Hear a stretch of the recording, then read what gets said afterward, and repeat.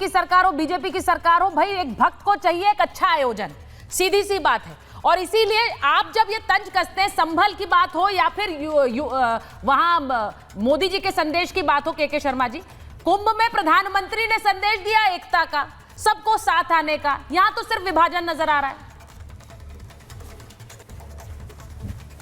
ये देखिए सुचिता जी, जिन लोगों की राजनीति हिंदू और सनातन विरोध की रही है, वे अब माखोल भी उड़ाने लगे हैं सनातन धर्म का और हिंदू धर्म के त्योहारों का, तीज का, पर्व का, और एक तुष्टीकरण की राजनीति कर रहे हैं। जहां तक अखिलेश यादव ने खुदाई की बात की, तो सीएम ऑफिस के नीचे खुदाई होगी या नहीं होगी, लेकिन इतना तो सच है कि राजनीतिक रूप से समाजवादी पार्टी की कब्र जरूर खुद गई है, और अब उस कब्र में ये दफन ही होने वाले इनकी पार्टी, क्योंकि जिस ढंग से ये माखौल उड़ा रहे हैं और जिस ढंग से ये आस्था पर चोट कर रहे हैं, उसका उत्तर 2027 में और आने वाले चुनाव पे भी सपा को मिल रहा है।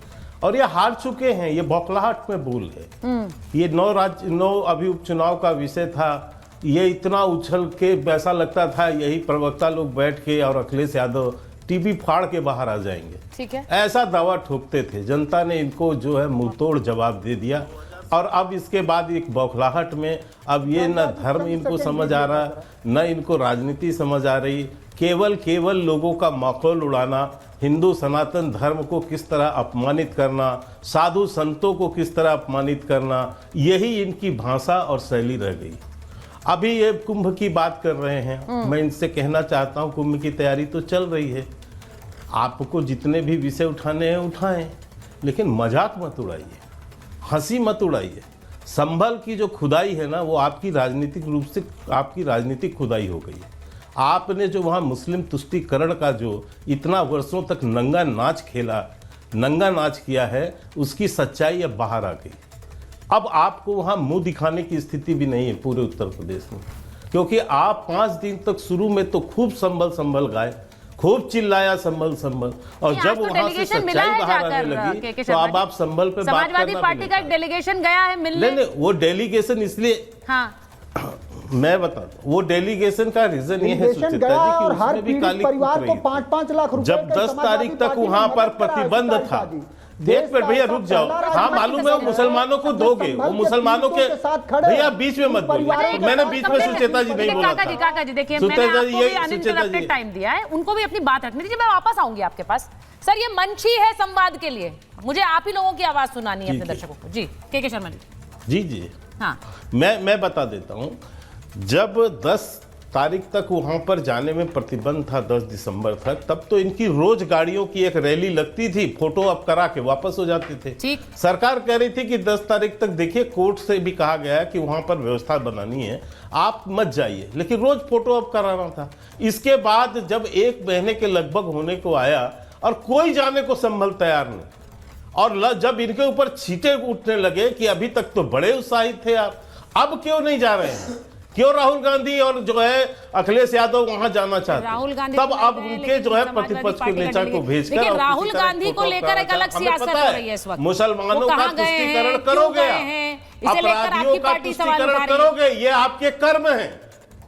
अच्छा मैं एक चीज बता रही हूँ, डेलीगेशन की तस्वीरें भी मैं चला रही हूँ। देखिए संभल को लेकर मैं जान रही हूँ कि पिछले 1 महीने से ज्यादा का समय हो गया है, संभल की राजनीति खत्म नहीं हो रही है। एक डेलीगेशन समाजवादी पार्टी का गया, वहां पर उसकी तस्वीरें आप देख रहे हैं। अब काका जी कह रहे हैं कि हम न सिर्फ गए हैं वहां पर, हमने जाकर लोगों के साथ भी हम खड़े रहे, हमने वहां 5-5 लाख रुपए दिए हैं, ये काका जी कह रहे हैं। मैं एक और तस्वीर पे बात कर रही हूँ, विनोद जी आप भी जुड़ गए हैं, अनुराग जी जुड़ गए हैं, आप स्क्रीन पर देख रहे हैं उन्हें।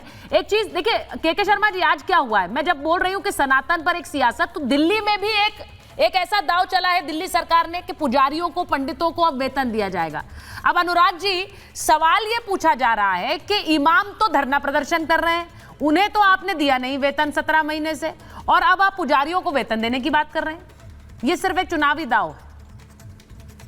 विनोद जी और अनुराग नहीं, देखिए सबको और सबको मिलना चाहिए। मुझे लगता है कि इसमें किसी को कोई आपत्ति नहीं होनी चाहिए, और बहुत सारे काम ऐसे थे दिल्ली के अंदर जो अरविंद केजरीवाल जी को जब जेल भेजा इन्होंने साजिश करके, तो बहुत से काम रुकवा दिए थे, और वो सारे काम अब धीरे धीरे एक एक करके इन्होंने डीटीसी की भी सैलरी रुकवाने का प्रयास किया था, डीटीसी के रिटायर्ड कर्मचारियों की पेंशन तक रुकवा दी थी। बहुत सारे ऐसे काम किए थे, अब सारी चीजें सुलझ रही हैं और सबकी जो भी किसी की पेंडिंग सैलरी होगी वो भी पुजारियों लेकिन मुझे लगता है कि हमको भी ये सोचना चाहिए और मुझे लगता है सारी पार्टियों को, पूरे देश को ये सोचना चाहिए कि जिन पुजारियों के पास, जिन पंडितों के पास हम जाते हैं हाथ जोड़ के भगवान के दर्शन करने के लिए, और वो एक जरिया बनते हैं हमारे और भगवान के बीच में, हमारी भक्ति को एक मार्गदर्शन देते हैं, उनके बारे में भी कभी सोचना चाहिए कि उनके परिवार कैसे चलते हैं, उनका पेट कैसे पाला जाता है, उनके बच्चों के भविष्य के बारे में सोचना चाहिए। तो मुझे लगता है अरविंद केजरीवाल जी ने एक बहुत अच्छी शुरुआत की है। मैं तो ये कहता हूं कि इसमें बहस होनी नहीं चाहिए किसी तरीके की। अगर इससे किसी को सीखना है तो भारतीय जनता पार्टी को भी अपने प्रदेशों में करना चाहिए, कांग्रेस को भी अपने प्रदेशों में करना चाहिए। ये अच्छी शुरुआत है और अच्छी शुरुआत का स्वागत होना चाहिए। अच्छा, अच्छी शुरुआत है वो कह रहे हैं। अब ये आप लोग देखिए, कुंभ पर मैं आज बात कर रही हूं क्योंकि कुंभ को लेकर, सनातन को लेकर एक सियासत हमेशा से भारतीय राजनीति में हावी रही है। ये हम सब जानते हैं, आप सब जानते हैं विनोद जी। और आज अनुराग जी कह रहे हैं हमने तो एक अच्छी शुरुआत की है, तो आपको दिक्कत क्यों है इसमें? आपको तो सराहना करनी चाहिए। आप लोग कई बार बोलते थे कि भाई इमाम को तो आप लोग सैलरी दे रहे हैं, पुजारियों पंडितों को क्यों नहीं? आज दे दी उन्होंने। देखिए सुचरिता जी, कितने साल से इनकी सरकार है और तब से लेकर आज तक जो है ना, ये जो मौलवियों को, मुअज्जमों को, ये जो हिंदुओं के जो टैक्स के पैसे से ये सैलरी बांटे जा रहे हैं। वो ठीक है कि ये कभी घोषणा करते हैं तो कभी बांटते हैं, तो कभी जो है ना धरने प्रदर्शन करा करके उनको अब वो कुछ न कुछ खुश करने की नई कोई रणनीति अपनाते हैं। लेकिन मैं कहना चाहता हूँ कि अगर पुजारियों को, पुरोहितों को देना है तो भैया कुछ दान दक्षिणा दो, कुछ सत्कर्मों की दक्षिणा दो ना उनको। कम से कम हाँ, हम कोई पाप नहीं करेंगे, हम हिंदुओं का तिरस्कार नहीं करेंगे, हम जिहादियों का नमस्कार नहीं करेंगे, हम जो है ना वो जो जितना भी सैलरी अभी तक उनको मौलवियों को, मुअज्जमों को दी है, उसका कम से कम दुगना आपको देंगे जो अब तक दी है।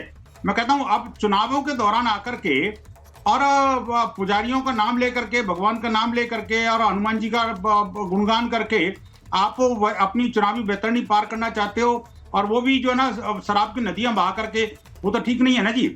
अभी मैं कल परसों देख रहा था सुचरिता जी, मेरे पड़ोस में एक हमारे जो विधायक जी हैं, वो दिल्ली के मंत्री भी हैं, उन्होंने एक कोई अपने दिल्ली पंजाबी जो अकादमी है उनके तहत एक सांस्कृतिक कार्यक्रम किया था। ठीक है। उस सांस्कृतिक कार्यक्रम में मैं रात को देख रहा था, उस भजन जो बज रहे थे, वो गाने, पहले तो भजनों की बात आई, पंजाबी गानों की, उसके बाद में वो आ गया कि भाई वो जो पीने वाले को पीने का बहाना चाहिए, और वो लगातार बजता रहा। मैंने यार क्या हो गया इसको, अभी तक तो पीने के चक्कर में तो उसमें अंदर फंसे हुए हैं और आज फिर अभी पीने की बात कर रहे हैं। मेरे को समझ नहीं आया क्यों। आखिरकार मैंने लोगों को पूछा भी तो वो बता नहीं पाए कोई भी। ठीक है, वो तो नेताजी तो आके चले गए थे, उन्होंने कहा था कि इस तरह के गाने तो बजने चाहिए सारे, सर ये पंजाबी कल्चर का हिस्सा है। तो एक तरफ तो पंजाब को जो है ना, जिन्होंने नशे में डुबो दिया, और दिल्ली को जगह जगह नशेड़ी बनाने की जो कुचक्र चले थे, उन पर थोड़ा सा किसी तरह से एलजी ने अंकुश लगाया। तो विनोद जी देखिए, मैं एक चीज पूछना चाह रही हूँ, अगर ये पहल है, देखिए वो आपसे पूछ रहे हैं, बीजेपी से पूछ रहे हैं, के शर्मा जी बैठे हुए हैं यहाँ पर। अब मैं ये पूछ रही हूँ कि उन्होंने कहा कि भाई ये शुरुआत अगर हमने कर दी है तो बीजेपी भी कर दे अपने राज्यों में। के शर्मा जी वो एक चैलेंज की तरह दे रहे हैं आपको। एक मिनट, ये तो ढकोसला कर रहे हैं, ढकोसला कर रहे हैं, ये ढकोसला कर रहे हैं कह रहे हैं। मैं अनुराग जी आ रही हूँ, मैं के शर्मा जी का रिएक्शन लूंगी इस पर। के शर्मा जी, ये मुसलमान तो प्रदर्शन कर रहे हैं। ठीक है विनोद जी एक बार के शर्मा जी इस पर बोलें जरा। मैं आश्चर्य,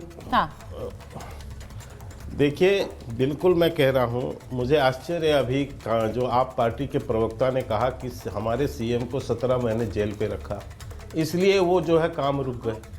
भाई आप जरा अनुराग जी बताएंगे, आपके जो अरविंद केजरीवाल हैं, मुख्यमंत्री तो हैं, एक भी विभाग, एक भी मंत्रालय उनके पास है?